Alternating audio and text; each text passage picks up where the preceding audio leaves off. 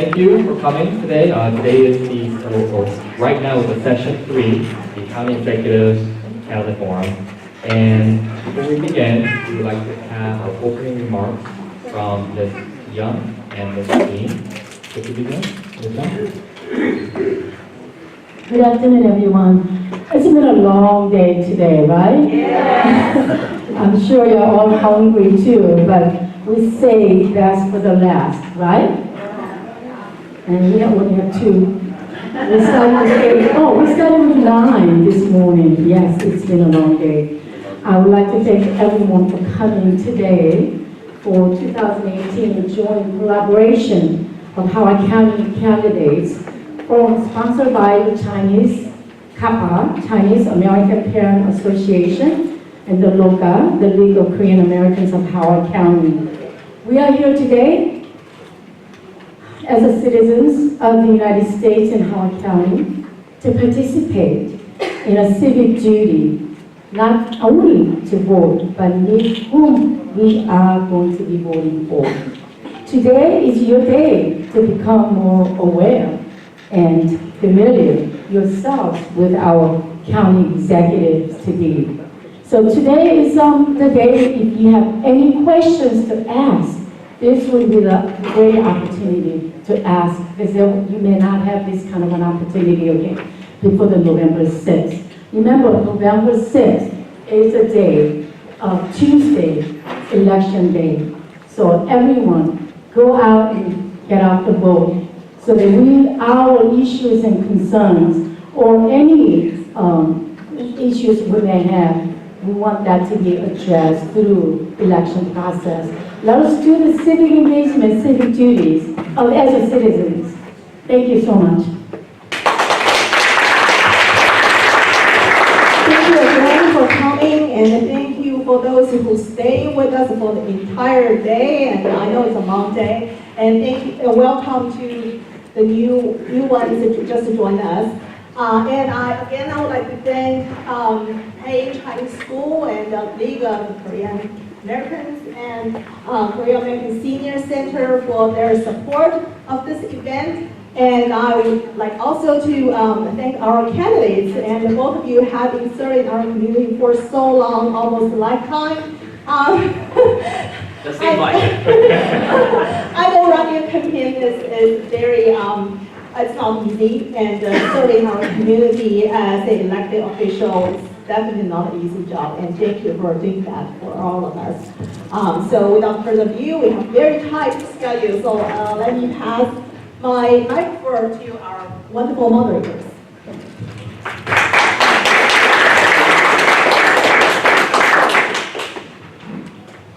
Good afternoon, everybody. Good afternoon, County Executive Gilman, and also Dr. Ball for County Council. Nice having you here, and also everybody in the audience, welcome as well, especially those who started with us at 10 a.m. today. My name is Kui Zhao. I live right here in Elba City, about 2 miles away. My family and I have been living in Howard County for 17 years.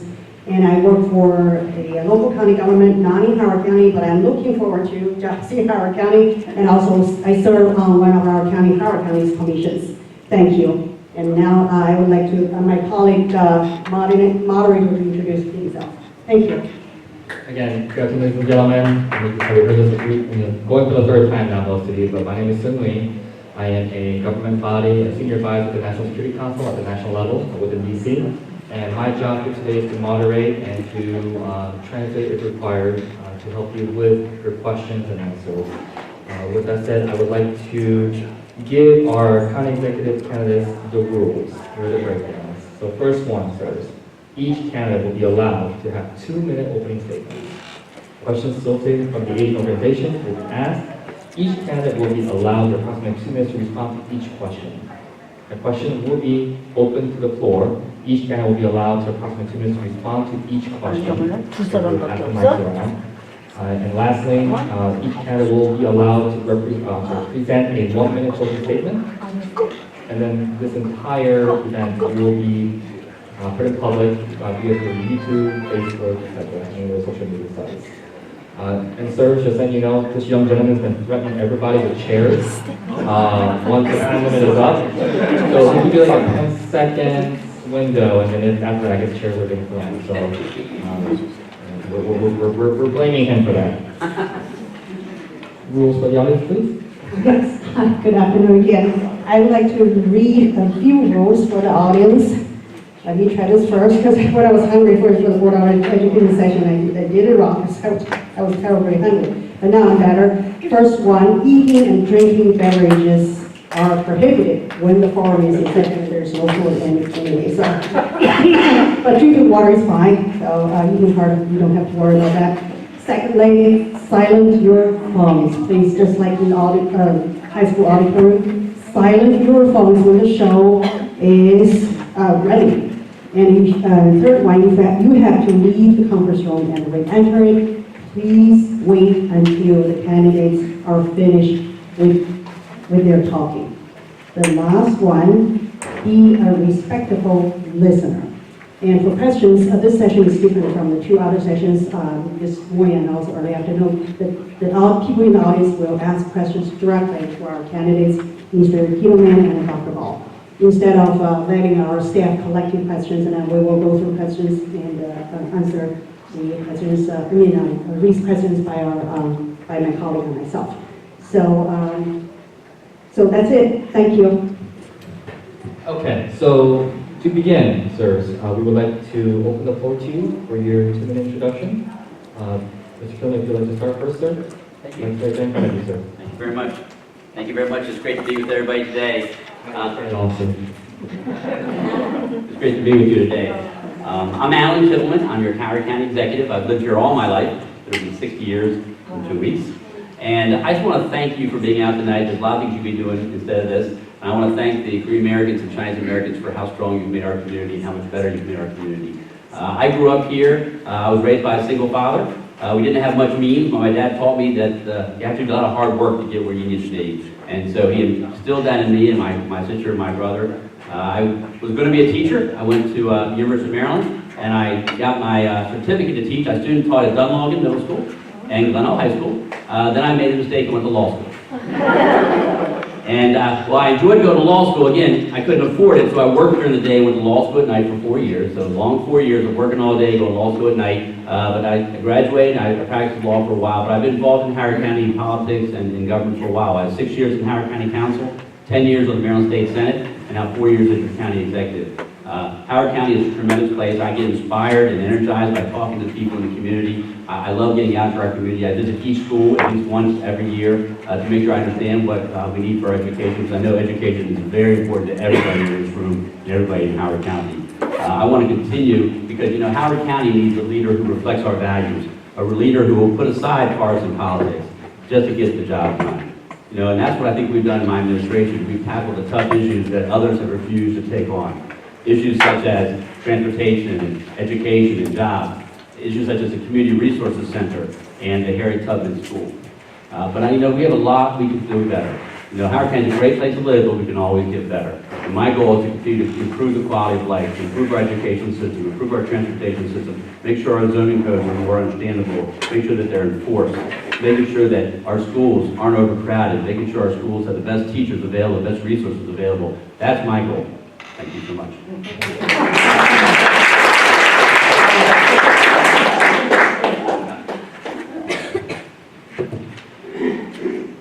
Good afternoon, everyone. It is so good that you're here, not just because we want you to be here to hear us, but you honor us with the fact that you are making your voice heard. One of the most important things that you can do is participate in the democratic process, the process of voting, the process of choosing who your public servants, your voice will be. My name is Calvin Ball, and I am your Democratic nominee for the Howard County Executive. I've been on the council now for 12 years, and I am not from Howard County, but we came to Howard County for the promise, for the opportunity to raise our children here and have a better life. I grew up down the road in Baltimore County, but we always talked about wanting to come here to Howard County, not just for the schools, which are important, but for that opportunity, for a place where diversity isn't just tolerated, but it's celebrated. I have an undergraduate degree in philosophy and religion, in part because I was very interested in the importance and what was going on in religions around the world, but also because I guess we have a flip-flop, I wanted to study law. And they said if you study philosophy and religion, you get to study debate, logic, ethics, all the things that will make you a good attorney. However, after getting my master's degree in legal and ethical studies, I changed my mind and became an educator because I see education as the way to create more and more opportunity. So my doctorate's in education. My name is Calvin Ball, and I'm looking forward to a conversation with what we can do for you. Thank you.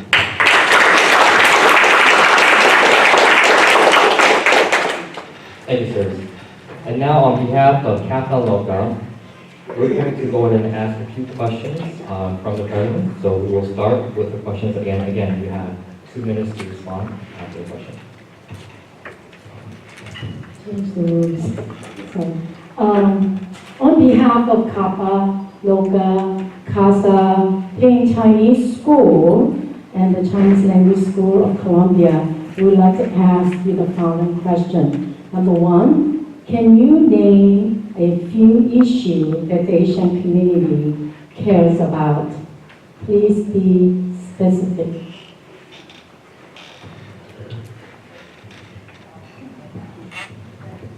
Well, as I indicated, education is a top priority. It's not only a top priority for me, but as I hear, oftentimes a top priority for our Asian community. Making sure that we have not only an excellent school system, but that each of our children are given the tools so that they can succeed, not only in Howard County and Maryland, but on the global stage. Also, economic development. That is something that I think is very important, being able to not only start but grow businesses here in Howard County and make sure that you have a government that doesn't have a lot of regulation, that actually works with entrepreneurs and creates a place where you can be successful and where your children can be successful. And finally, I think property values. I think many of us recognize the importance that having an excellent quality of life here in Howard County, how that relates to improving our property values and how we can build the wealth of home ownership to pass on to the next generation.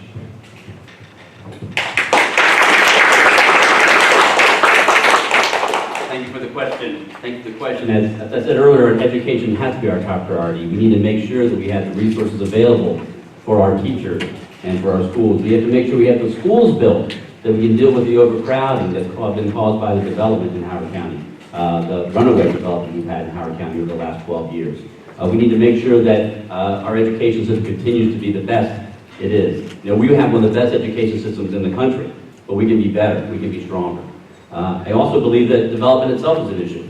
You know, we have issues with overcrowding, we have issues with redistricting for our schools, and that issue is because of overdevelopment we've had over the last 12 years. We need to make sure that that overdevelopment is slowed down. When I took office, I cleaned up the Department of Planning and Zoning, brought new leadership, enforced the rules, made sure developers followed the rules. We made sure that the citizens had more understanding so they could be more involved. We've been much stronger on development issues in my 4 years than the 8 years before me. The third one is Sanctuary County. That's one where my opponent and I are very different. He sponsored the bill to make us a sanctuary county. He wants us to be a sanctuary county. I vetoed that bill. And I think it's important that we don't tie the hands of our police officers. We are a very welcoming community. Had anyone done any investigation, they would have found out that we don't enforce immigration laws here in Howard County. Our police department has a very close relationship with our immigration community. One that Fern Director Hector Garcia says is very close to help train our police officers. They're involved in our community. We did not have to have that terrible division that my opponent caused when he filed the bill about Sanctuary County. I know a lot of folks in the Asian community became more energized because of that, because you're concerned about that. I want you to know that should I be reelected, that would not happen in Howard County. Thank you very much. So our second question, what have you done in the past to benefit the Asian community? If you're elected, how do you plan to serve the interests of the Asian community? Please be specific.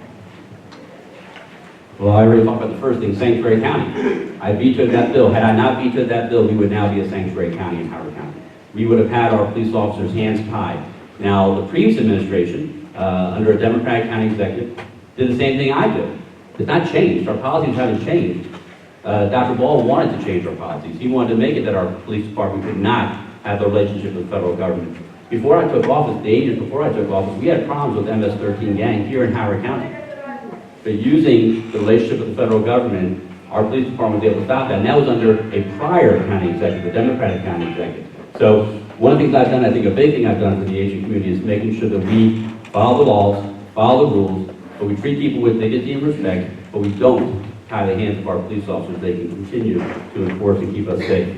I think I'm also just with education again. I'm making sure that we have the funding. I have fully funded the superintendent's budget for education. The Board of Education, I funded everything they requested except for the health fund deficit that they had generated over 10 years. That's something we have to work for a while to get done. But I've fully funded the teacher salaries, fully funded special education, fully funded the things that happen in the classroom. I think that's very, very important. I think that's something that not only the Asian American community, but everyone in Howard County strongly supports.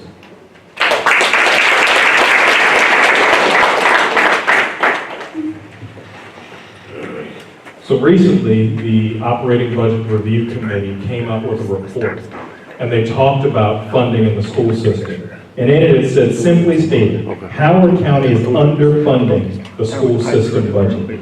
The consequences of this underfunding are larger class sizes, deferred cost-saving investments, turnover of faculty and staff, reduced morale, and declining reputation of our school system.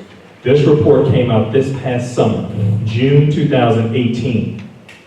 I think that we need to make sure that we are fully funding our school system, and that was one of the reasons why this last budget, when there was going to be another class size increase under Mr. Kettleman, the county council added more money into the school system budget to stop that class size increase. Another thing that I've worked on is I've always been a place where interns can come and serve, because I believe in investing in the next generation. So I've been a partner with LOCA and COPPA and many others. Whoever wants to be able to have an internship in the county council so they can build a better future, I am a great place for that. And then I've always supported a diverse spectrum of those who wanted to serve on boards and commissions. As a county council member for the last 12 years, especially when there are people who represent the beautiful diversity in our community who wanted to be on boards and commissions, I've tried to support most of them, especially if they were qualified. If they have the qualifications that align with what the Board of Commission was. Can you cut this mic? Turn back on. So those are just three things. I think, again, education and our children are key, and that's something that we can all agree on. And when it comes to issues of education, when it comes to funding, when it comes to internships, when it comes to creating opportunity, I've shown leadership, and as your county executive, I want to show more. Thank you. Here is the number. I didn't turn yours off. Here is the number 3 question. Which kind of role, I should say, what kind of role do you envision Asian American can play in Howard County? Again, which kind of role do you envision Asian community, Asian Americans can play in Howard County? Right now, we are a majority minority school system. That means most of our kids are non-white. And about 45%, according to the last census in Howard County, are non-white. I think Asian Americans should play every role in our community, whether it's through business development, whether it's through education. I want to see more Asian American educators in our school system so that our children can see people who look like them. I want to make sure that we are respecting Asian American holidays. Again, I want to make sure that when we're looking at environmental issues, when we're looking at business development, when we're looking at every aspect, we should have more Asian American police officers, firefighters, working through every level of county government to ensure that your voice is heard and that you are always part of the conversation and the decision-making when it comes to the future of our county.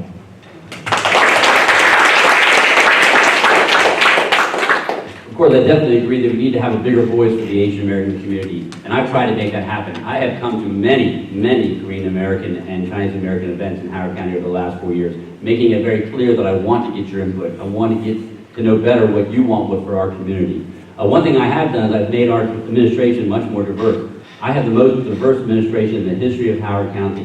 One of my senior advisors, and many of you know him, is David Lee. David Lee works very closely with me with our community partnerships and constituent services, and he's a valued and important person in my close inner circle. We also have our budget director, Dr. Holly Sun. She comes originally from Shanghai. And our technology director is Win Hayes, who's a Chinese American. So we have really reached out into our community to make sure that our administration looks like Howard County, and it's part of Howard County. Also, the Lunar New Year. I was very proud that we had the Lunar New Year this year at the Columbia Mall. And that made such a big difference, and it seemed like a lot more people outside of the Asian American community got to learn more about the Asian community's traditions and culture. And that's what I want to continue to do, because I think it's important. While we have our own cultures and our own traditions, and that's important, we need to make sure that we're also still one Howard, and that we can be all Howard County, but also Korean, Chinese, and others. That's very, very important to me. And so my goal is to make sure that you have a voice and to make sure that you understand that I know I work for you. You don't work for me, I work for you. And I will go to where you are to find out what you need and do the best I can to meet your needs. Thank you.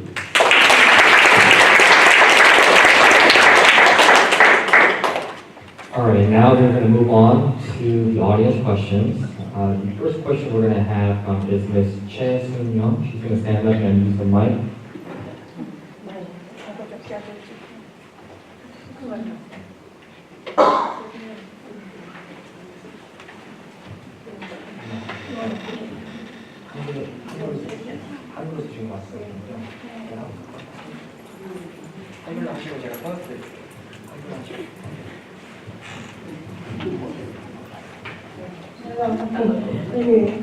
하우드 카운티와 현존하는 인재가 무엇이며 계획하는 목표 정책은 무엇인지요? 보시면 So you got answers? The answer is yes. So as she stated, the elderly population in Howard County is increasing rapidly. What is the existing issue now, and how do you plan to improve the situation? Thank you for your question. And I have many times been to the Korean Senior American Association events at Bain Center and others, and I know that we need to find more opportunities than just 1 day a week or 2 days a week. And so I appreciate your question. I think we need to work stronger to find a better place. We need to find a cultural center where we can have the senior Korean Americans as well as other cultures come together and be able to do events more often. And I think as I see the growth of our community, not just among the Koreans, but also the Chinese and others, we need to make sure we have more availability. But the other thing I noticed is that a lot of the senior Americans I talk to say they want to have intergenerational opportunities. They want to be able to work with young people. They want to be able to go to schools and maybe read to students and be involved in the schools as well. And so we have a lot of talent. A lot of people who are retired in Howard County, a lot of people who have been here, they have a lot to still offer our community. We do not want to lose that. So we continue to work on making it easier for people to live here. We've expanded our senior tax credit so that people can afford to stay in Howard County. We've made our bus system free for those who are seniors or disabled so that they can use our public transportation. But there's still so much more we can do.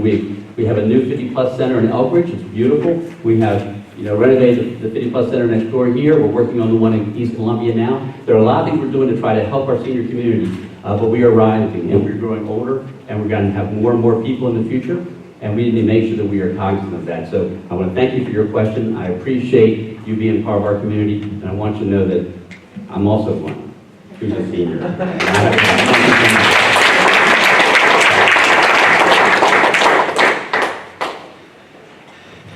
That's an excellent question. As important as it is to invest in future generations, without all that our older Americans have done, our seniors, we wouldn't have the success that we have today. And so I think it is very important to, one, honor our older generation, honor our seniors, and make sure that as they continue to be that foundation upon which our community is growing, that they are celebrated and respected. And that means making sure that there are more opportunities for the center. When we go to those events at Bain, it is too small.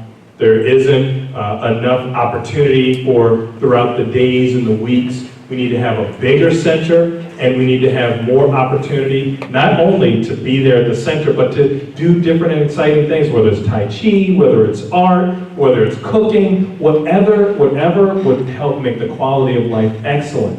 That's something that we should be moving forward with. Sometimes I hear from our seniors concern about the traffic and the driving, not being able to get around as much. And we need to have a much better transportation system, and we need to make sure that we instill in these younger generations the kind of respect that we should have for our older Americans, which sometimes, unfortunately, we don't see enough of. Thank you. Thank you, sir. So we have our next question here. Passing on the mic. Kevin and Ellen, glad to see both of you here, and I have some interaction with both of you before. I have questions I think can be considered two parts. The first part, I think once Napoleon said, a soldier who doesn't want to be a general is not a good soldier. Today you are running for the county executive. For one day, one of you can run for a governor and even hire to be the president. So the first part of my question is, if you're elected to be a U.S. president, what's your policy regarding the sanctuary county? Do you, whether you want the country to be a sanctuary country or not? That's the first part of the question. The second part, let me finish the first part first. Okay. Imagine if you're the president.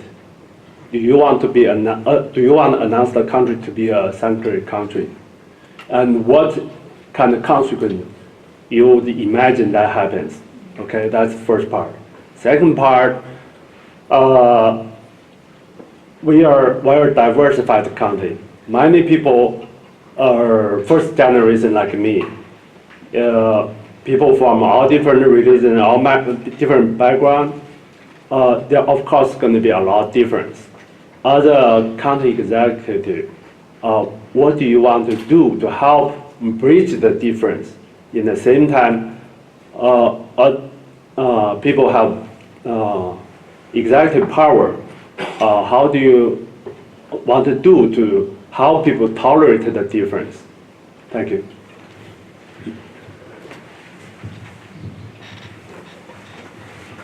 So I don't believe that we should be using local tax dollars to enforce federal immigration laws. I think that immigration is under the purview of the federal government. And when we don't have the resources to put forward for our schools, when we have a school system with a budget deficit of almost $40 million and almost $500 million of deferred maintenance, I don't think we should be using local resources to enforce immigration laws. Now, you'll hear from Mr. Kittleman that we don't do that. And if we don't do that at all, then pretty much a sanctuary wouldn't have changed anything. And if we do that, then I don't think that we should be using those resources. So I am running for county executive right now. I haven't really thought that far into the presidency. So that means that you, as county executive, if I were to ever run for president, the most important thing you can do is a good job where you are. And if I am elected your county executive, even when we disagree, I will show up, I will talk to you, I will listen, and I will explain my position with respect, civility, and honor. And if you support me as your county executive, and I go on to be a great county executive for our entire community, then maybe one day I would consider any other office. Thank you. Thank you for your question. My father told me a long time ago, do a good job where you are and the rest will take care of itself. And that's what I've done. I think your question was if we ever became president, would we want to be a sanctuary country? I think that's Yes. your question. I know Dr. Ball didn't answer that. No, I don't believe we should be. I think we need to be a country of rules and laws, and that we should make sure we have a secure border. Saying that, though, we do have to treat people with respect and dignity who are in our country, and I think that's very important. I think Howard County does that. Again, I disagree with Councilmember Ball. He said that we're already doing that. No, what he wanted to do was say the police department could not have any relationship with the federal government at all. That's what he wanted. And we just didn't do that. We had MS-13 gang here before I took office, and thankfully, Democratic County Executive Ken Allman did not have the policy that Councilmember Ball would like to have. We did have relations with the federal government, and we stopped that gang, and they're no longer in Howard County. I don't know what would happen if we went back to what Dr. Wall would like us to do. The other thing is human trafficking. Human trafficking is a terrible crime, and unfortunately it's here in Howard County like in other places. And we need to have that relationship with the federal government to help us enforce the law on human trafficking, to help us stop human trafficking. Also, child pornography is an awful big issue, and again, it's something that we need to work collaboratively with the federal government. So you don't want to tie those hands, especially when we don't enforce the federal immigration laws, but we got to be able to have that relationship to be able to enforce the other laws that are so important to our society. And you know what? It turns out that some of the people who are most affected by having a sanctuary status are the immigration community themselves. And they need to be kept safe just like everybody else. So that would be my goal. And with regard to what the Howard County Executive Make a Difference, we have something called #OneHoward. And if you get Her Mind magazine this month, they have a story on this, and it says #OneHoward's #against hate. That's what we're doing, and that's what my leadership has brought to Howard County Executive position. We're going around the community, we're making sure that people know about #OneHoward, young people, adults, talk to each other so we can learn about each other, so we can learn to respect each other.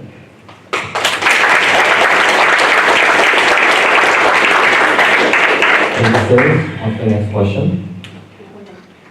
So, I just want to say that Alex City was ranked as the fourth best living place in the nation, actually. Congratulations for the job well done for the last couple of years.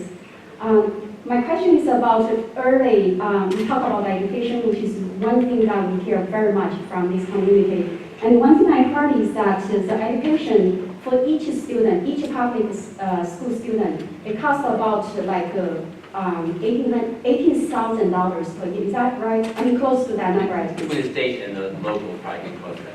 Okay, so, and also another thing I heard is that for the illegal immigrant kids in the public school, they occupy almost as much as twice the cost of the, the taxpayer price, basically. So, especially just now we heard Dr.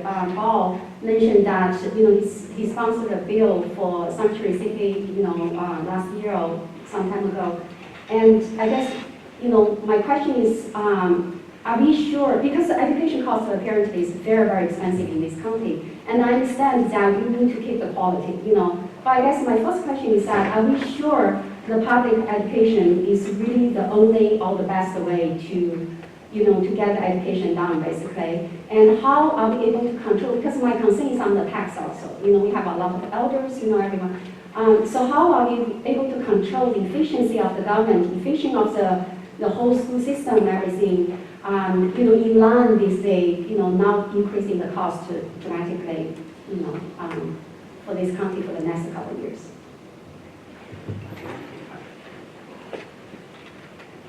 Again, thank you for your question. And I understand where you're coming from.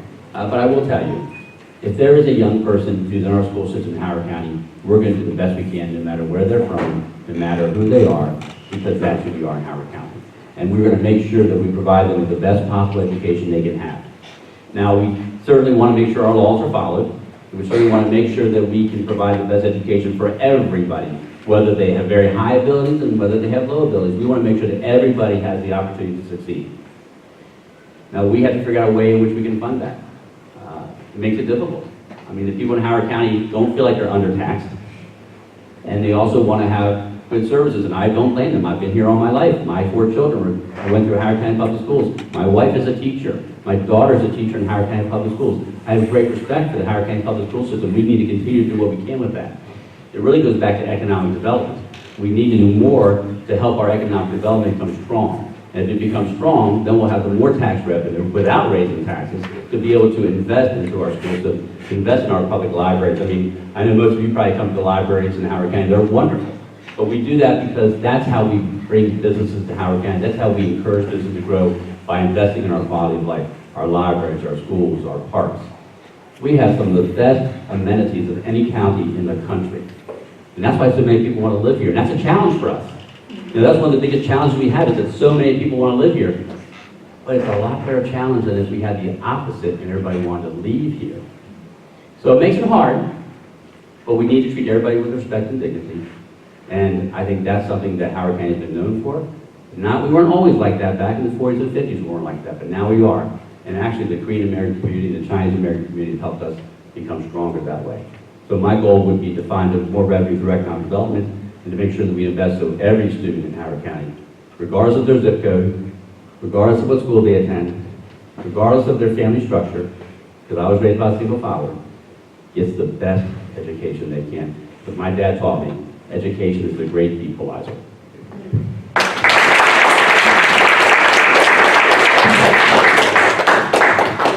So there's a reason why I've been endorsed by our Howard County Education Association to become the next county executive. There's a reason why I went into education as my chosen career. I believe in the public education. I believe in education being the way that each one of our children can achieve their dreams. And I think that it's important for Howard County to continue to invest in that education. And when I see any of our children, regardless of their ability, their race, what their documentation status is, they're here and they're our kids. And I will always look out for what I believe are the best interests of every resident of Howard County and each and every one of our children.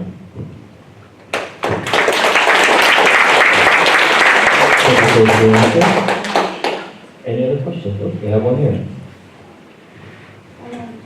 My question, what is your plan to improve the county in terms of infrastructure? For example, build a new home or changing existing home? I'm sorry, I missed that. I heard infrastructure. The question is, what is your plan to improve the county in terms of infrastructure? For example, build new home or changing existing home? So I think I understand the question as it relates to infrastructure. And one of the things that I think is important to the quality of life is ensuring that we have the public facilities and the infrastructure. You know, this library that we work so hard to invest in, our schools, which are right now overcrowded, the roads, which many people say has too much traffic on them. These are important things. And when it comes to a plan, one of the most important plans is ensuring that our developers are held accountable and they pay their fair share. Making sure that as we move forward, if there is a school that is so overcrowded that it adversely impacts the teaching and learning environment, well, then developers can't continue to build more and more residential that's overdevelopment there. And so that is a key part of the plan, and that's one of the reasons why the county council passed what's called the Adequate Public Facilities Ordinance and made it significantly stronger than what was sent to us previously by Mr. Kittle, so that we can hold developers accountable, so that we can get the resources that aren't taxpayer dollars, but are from developers to pay for the infrastructure and the public facilities to have an excellent quality of life. Thank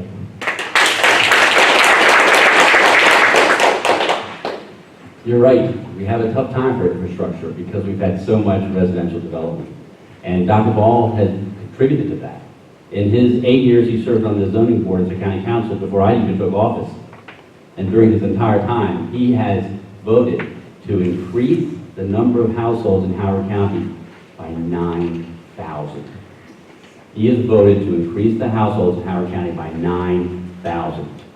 There was one location where he voted to change it from being a purely commercial area, which no houses were allowed, to a transit-oriented development area where now over 2,000 houses could be and are being built right now. Well, because of that one decision, it was a 3-2 vote. Two of his council colleagues said, no, we don't want to do that. That's too much. Dr. Ball voted yes. So had he voted no, those over 2,000 houses wouldn't be built. If just one student for elementary school comes out of each of those houses, that's nearly 3 elementary schools we have to build. That's more traffic on our roads. And it takes away our economic development because it was a commercial manufacturing district, which is the highest commercial development. We would have had more tax revenue from that. Instead, we have residential that costs us tax dollars. So that's a big issue. And so we had to have a stronger adequate public facilities ordinance because of all the overdevelopment that was approved by Dr. Ball and his colleagues. So you need to make sure you understand, you don't want someone in the county executive's office who has made the decisions to cause the overdevelopment. You want to have someone there who's held developers' feet to the fire, who has reduced the number of developer waivers, who has opened up our Department of Planning and Zoning better than ever before. We now have a Planning and Zoning Department that's more transparent, more open.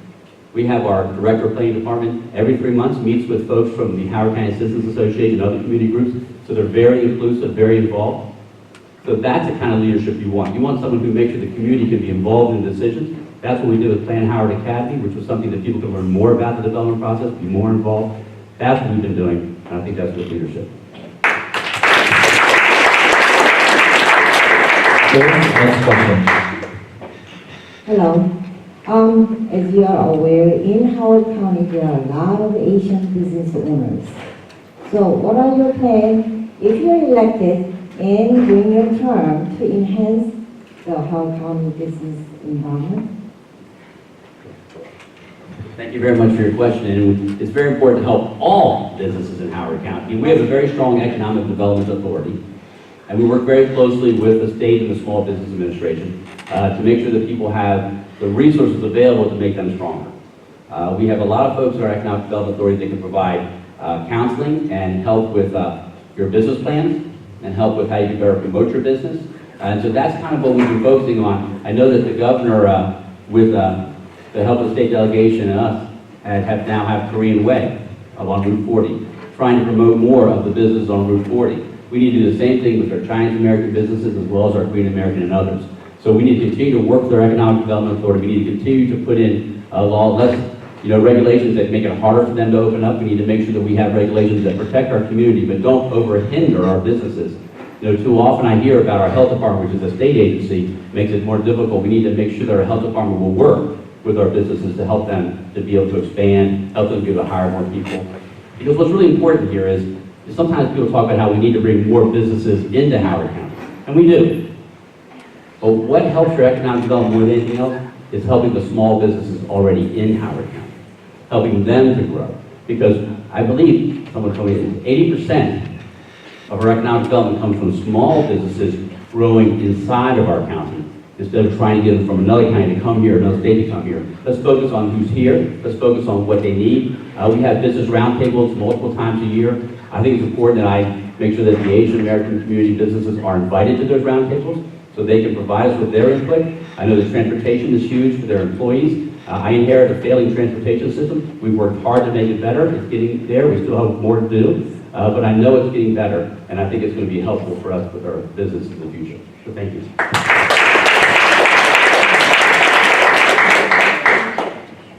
So I went to a ribbon cutting of a small business a couple weeks ago, and it was an exciting occasion, and we cut the ribbon, and I spoke with the business owner, and I asked her how the process was.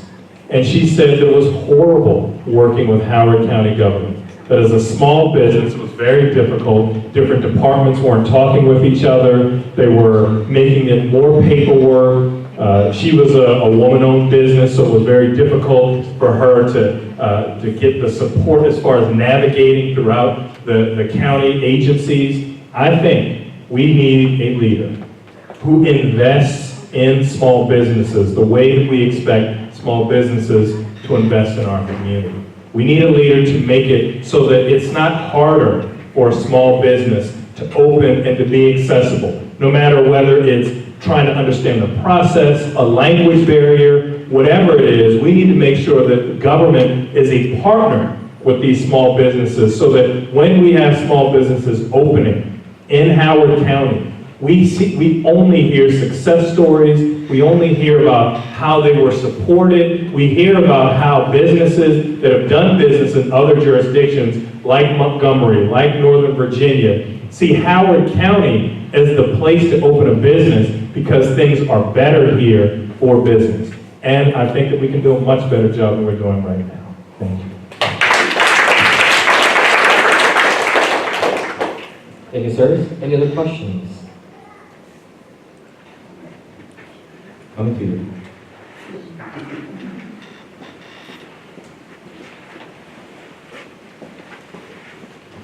I have not heard, I know you talk about much about the security. Security always going to be an issue for people at all levels. Can you talk about that? What the current situation, what's your plan to enhance that? The security also may be different issue for different districts, different areas. Thanks.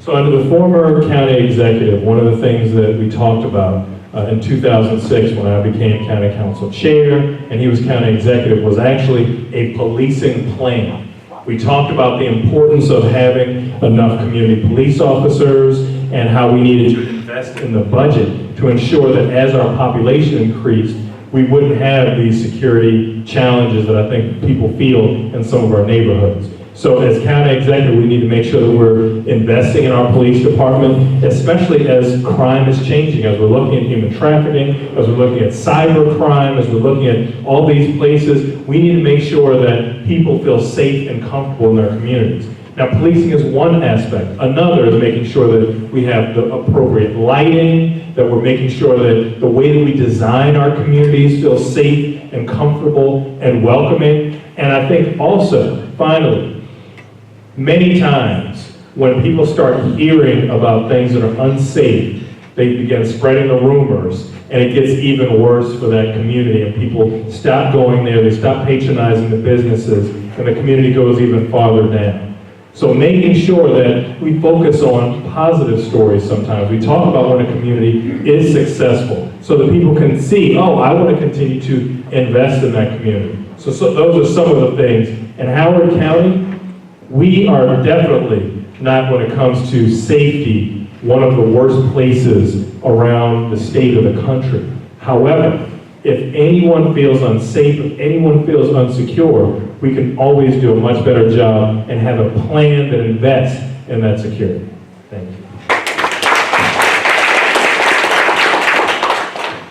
I'll give you a second question. On your question also, I forgot to tell you, in Howard County, over the last 4 years, last year we had 6% more new businesses in Howard County, so we are growing new businesses regardless of what something might tell you. With regard to security, look at it in many different ways. We have strong community outreach in Howard County, and I think that helps us with our security. We have an Asian, they're hiring now an Asian liaison police officer to work with the Asian American community because we have such a large community. They're hiring that person very soon. We're also looking to get one from the Hispanic community as well. We have bike patrols now to make sure they're more in our community. We have a youth advisory council. We always had a citizen advisory council. Now we have a youth advisory council under my administration to make sure that young people are more involved and have a better relationship with our police officers. And school security. You talk about security, all of us don't want to worry when we send our child to school to worry if they're going to come back home safely. So we have invested an awful lot in our school security. We put $2.5 million in this year's current budget to help the school system do better secure our buildings, to make sure that you have to go through a buzzer system and a camera in all of our schools. It used to be just the elementary and middle. We want for all of our schools. Making sure that we have school resource officers in all of our middle schools. We doubled that in this most recent budget. We went from 3 to 6. Our goal is to get to every middle school have a school resource officer, a police officer, so they can be there, not just to protect the students, but to develop relationships with the students. Because when you talk about security, a lot of the big thing is you don't want anyone afraid of the police officer. You want people to know that a police officer is there to help you. And if they're in the schools with the young people as they're growing, they're going to understand these are folks who can help us. I was at a town hall meeting not too long ago where a woman came up to me at the end and said, you know, I wish I would have known a police officer earlier on because the first time I met a police officer was the worst day of my life. And it wasn't she did anything wrong, it's just it was a terrible day because then she talked to a police officer about something that happened to her family. It's important for police officers to be able to have a close relationship with our community. And when they do that, then I think the community feels more secure. And it's kind of like what Councilman Ball said, then you don't have people talking in the community. They are talking about how close they are to the police department and to the fire department and how they feel safe.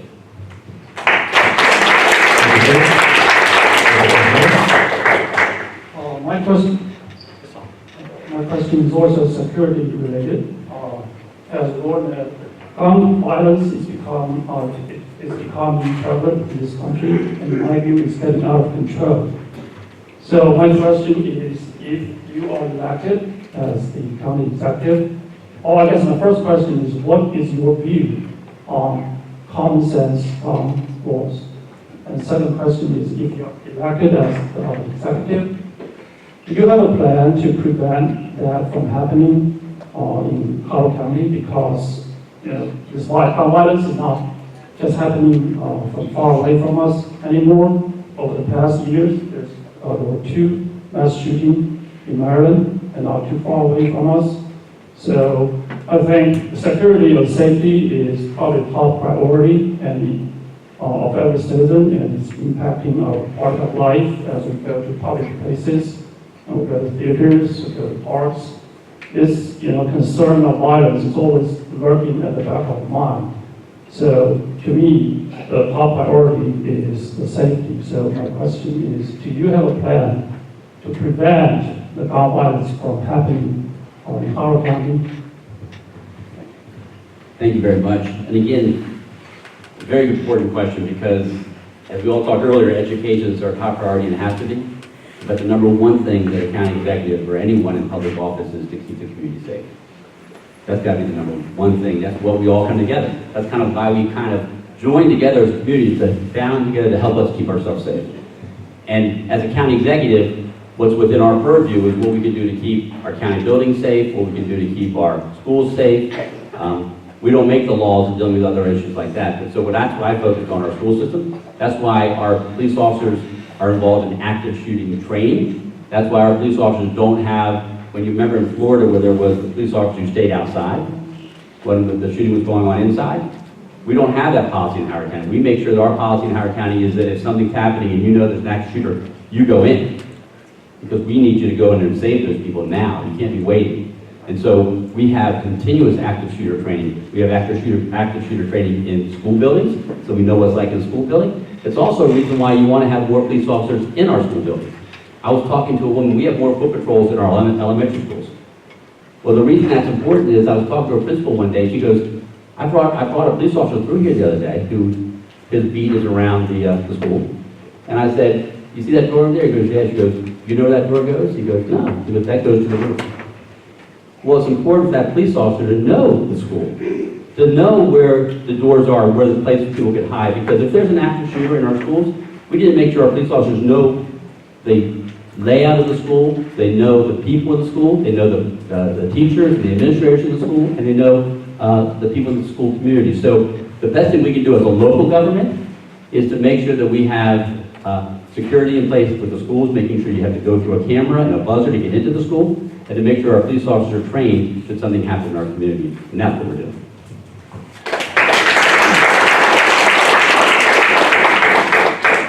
So I believe the question was about common sense gun control laws. I have always and will continue to support them. As a state senator, Mr. Kittleman had an A rating with the NRA. And there was a reason for that. Because as he indicated truthfully just now, most of the gun laws are at the state level. So as a state senator, he was very supportive of more pro-gun laws. I have concerns about having guns, particularly in our school system.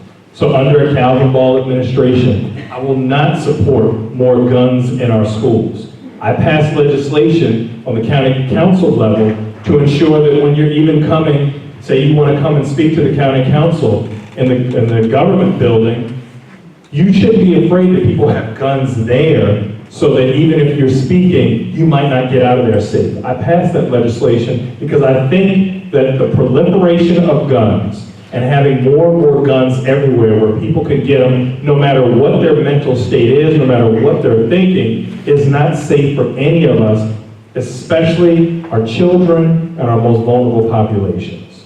Thank you. Thank you, sir. Next question? Hi. Throughout the forum today, I heard the word violence and then human trafficking and then depression. And a lot of issues been out. But then again, when I talk to a lot of Howard County residents, they have no idea human trafficking is going on in this county. Human trafficking is a 성범죄, and that is very shocking. So I would like to know, there are victims, but then again, victims' families involved here. So it's not my kid is safe here. Our kids have to be safe in this Howard County. So I would like to ask you, why is that citizens in this Howard County have no idea? The information is not available for us. Why human trafficking has been going on? How come family have no idea it's been happening? So what is your plan by using your information and programs and resources available, put a light on families? What is that you're going to do for us to educate us? Make sure. We cannot just look away from this human trafficking. It is happening. So what is that we can do as a citizen to embrace this issue together? That way we can heal together. It's a great question, and you're right. We're not doing a good enough job of making people aware. And it is a huge issue here in Howard County, in part because of our proximity with the Route 1 corridor. It's very easy to get people back and forth. 95, there are people who target our kids at the truck stops and at the mall. And we have done more over the years. The county council before Mr. Kittleman took office actually passed legislation to have a human trafficking task force to look at this issue. But under the last 4 years, a lot of people still don't hear about it, and they don't recognize that all of our children are at risk, and then also the victims of human trafficking. There are so many times that one of the first things that a human trafficker does oftentimes is they try to get the victim pregnant, and then they hold the child hostage to make them do unspeakable things. So when they are rescued and taken care of, it is a very long road to healing, not only for that victim, but for the families, and then any children that come out of that. So making sure that we have places, there aren't places in Howard County like there are in other jurisdictions where women and children and victims of human trafficking can go for long periods of time for the healing, for the drug addiction that has taken place during that time, the mental health counseling. We need to do a much better job of not only having those resources for the victims, continuing to work on the prevention, and making sure that we educate all of our community. Thank you. This is a terrible problem, and we've taken a lot of action. Councilmember Ball is right, there was a task force they did, and after they did a task force. When I took office, we actually established the Human Trafficking Prevention Coordinating Council back in 2017. And so we actually have citizens involved on that coordinating council. There's a group called AGAST, which is a group that's designed against human trafficking and trying to fight it, and they're part of that coordinating council. So we brought people of the community together, and that's probably one way we can use to help them before reaching out to others to make sure they know. We were the first county in the state of Maryland to hire a permanent full-time position in our Department of Community Resources and Services. It's called the Human Trafficking Prevention Position. That's a full-time benefited position. We actually now have the Office of Human Trafficking Prevention under my administration in the Department of Community Resources and Services. We put a lot of effort into this because we know it's a problem. We've actually hired more police officers who focus just on human trafficking to make sure we established an asset forfeiture fund. So now when somebody is convicted of a human trafficking crime and they have some assets, that money goes to us and we give it to the victims to help them as they go back into their lives. We have key partnerships we've developed since I've taken office. Key partnerships with HopeWorks. If you don't know what HopeWorks is, it's our sexual assault domestic violence provider here in Howard County. So we work very closely with them. So when we find victims, we get them to the HopeWorks person to help them be able to get back with their lives, be able to get maybe reunited with their families. We work with, of course, the state's attorney's office is very involved in this, as well as our Howard County Police Department. So we have been putting a lot of resources toward that. We're making sure that we're taking a dent into it. You should have heard, and it's in the press quite often, we have a lot of times where we have arrested and we have prosecuted and we have convicted people of human trafficking. We're making it very clear, if you're going to be a human trafficker, do not come to Howard County, because you're going to be arrested, you're going to be prosecuted, you're going to be put in jail, and we're going to make sure the victims are treated with respect and dignity and provide all the resources we can. Thank you, sir. We have currently run out of time, and we would like for you to have a closing statement. So if Dr. Paul, you would come up first, sir. 2 minutes, sir. Thank you again for your time. I'd like to also just recognize my lovely wife who's here in the audience. Thank you so much. As I indicated before, I'm Calvin Ball, and I'm running for Howard County Executive. I'm raising my children, our children, in the public schools right now. Not only do I have a vested interest in how well our public schools are doing for my kids, but for all of our kids. I go and visit my parents who live right in the house where I grew up in Catonsville pretty frequently, because I understand and respect our previous generations, and I bring my children there so that they can have that understanding and respect. I am an educator, and I will always invest in education. I recognize how important that is, not just for the people in this room, but for all of our communities. I understand how important economic development is, because economic development helps people who work hard, who have a vision, achieve their dreams, and grow something that they can pass on to future generations. I think that it is so important that we have a leader who takes diversity and inclusion very seriously, that we have a leader who will continue to invest in our values and in our future. And I want to build not just a very good Howard County, but the very best Howard County, not just overall, but for all. I appreciate you coming, and even when we may not agree on an issue, I appreciate you always keeping the dialogue open. Again, my name is Calvin Ball, and I am your Democratic candidate for Howard County Executive.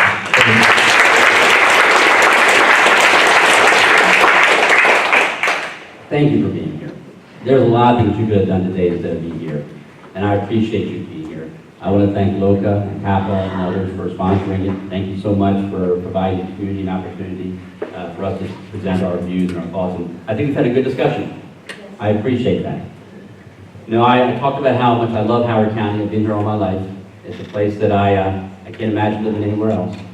And it's a lot better than it was when I was growing up. A lot of it because of the diverse community we have. And I'm very proud of the fact that my administration is the most diverse administration in the history of Howard County, making sure that everybody has a say in our Howard County government. I'm proud of the fact that I made a commitment when I got elected that I'd have 4 town hall meetings at least a year to go out into our communities, and I've kept that commitment. I've kept that promise. I go out into the communities as much as I possibly can because I think it's important. You know, we haven't had a chance to talk about all the issues today, so I really would encourage you to go to my website. It's kittleman.com. You can see my stance on a lot of different issues that may not have come up today. I encourage you to go to that. I encourage you to ask questions more in the community. Come contact me through the website and ask questions. I'm very excited about the future of Howard County. I'm very excited about where we're going to be going. I'm also very excited about my campaign. I feel the momentum growing. You know, I have the endorsement of Governor Larry Hogan. He's a great gentleman. I think he's doing a great job. I also have the endorsement of County Council Member John Weinstein, a Democrat, who has sat on the County Council with Councilman Ball for 4 years. He's a Democrat, but he's endorsed me because he knows that bipartisanship matters. That we've got to put away the partisan politics and work together, bring people together. So I'm honored to have those endorsements. I also have all the endorsements of public safety. I have the police officers' endorsement, the firefighters' endorsement, the deputy sheriff's endorsement. I have the people's voice endorsement. They're the ones who put out the ethics ballot. They're the ones who care about ethics in government, and they've endorsed me.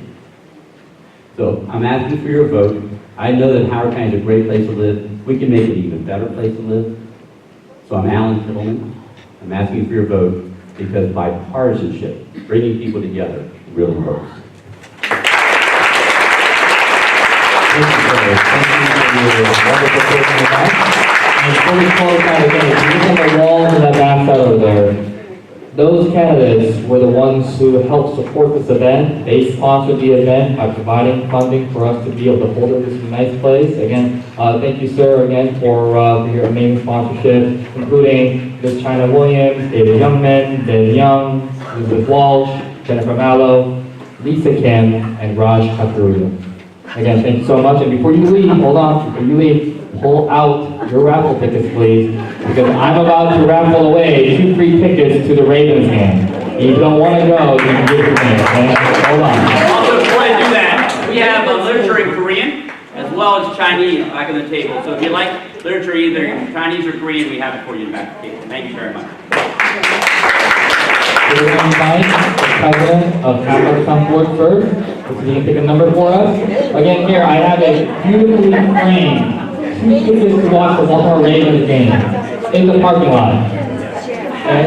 So, hopefully you go to the park. I'm kidding. It's actually the stadium. Okay, so we're going to pick a number. Okay, so the number is 569289. Oh, wow! Do you have a date to go? Do you have a date to go? A date. Do you need one to go with you? I'll go with you if you want. Go with them, ma'am. Thank you. Oh, that's it. That's one. That's it. That's it.